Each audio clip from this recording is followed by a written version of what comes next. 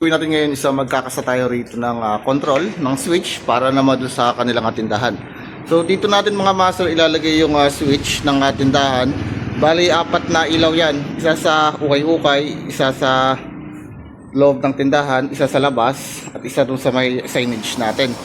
Ngayon ang gagamitin natin ditong box, isa ang box mga master, yung surface mounted na utility natin. So tubo yung ating gagamitin dito, so PVC. Bali papakita ko lang sa inyo kung paano po magkasa.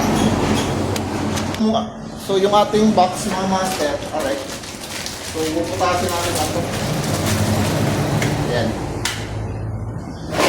Gamit na kayo ng mga pamputas dito.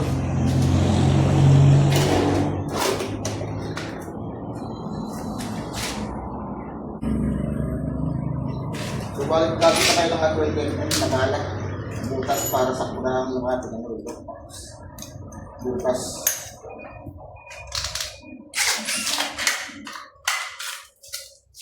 So ano siya?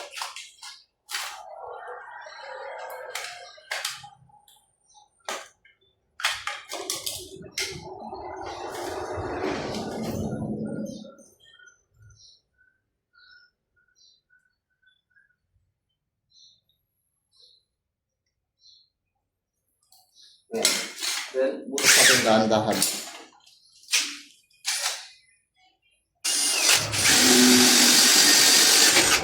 Okay. So, ito mga master. Lusot na yung ating PVC dyan. Ayan. So, kung makita nyo, sakto lang yung ating PVC dito. Ngayon, ang gagawin natin dito, isa yung PVC natin siya rin. Bali, kukuha tayo ng sukat, simula natin ang flooring na 140.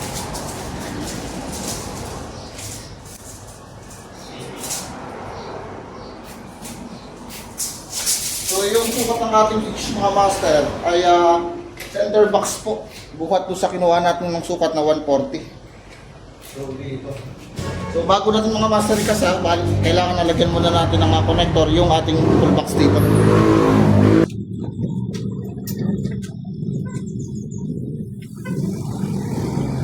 Ito lang natin.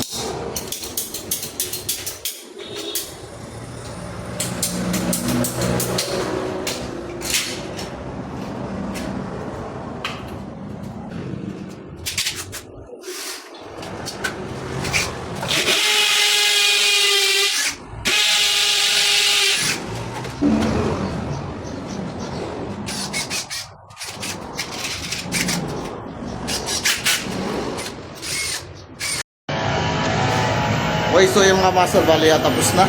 Ayan. Balikan ka lang po na lang sir ito para tumibay siya.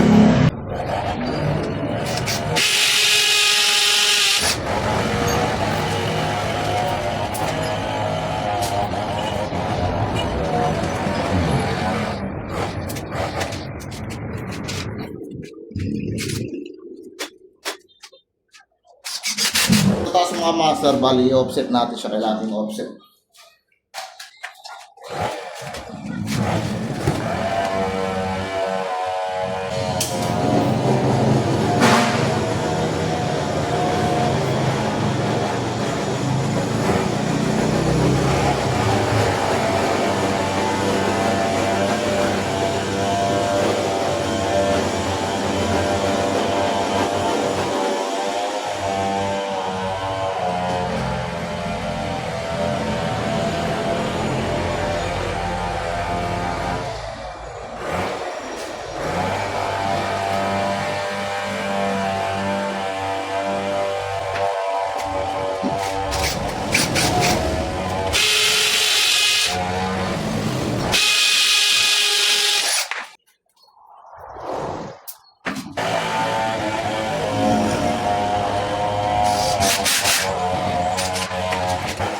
Okay, so yung mga master, bali tapos na.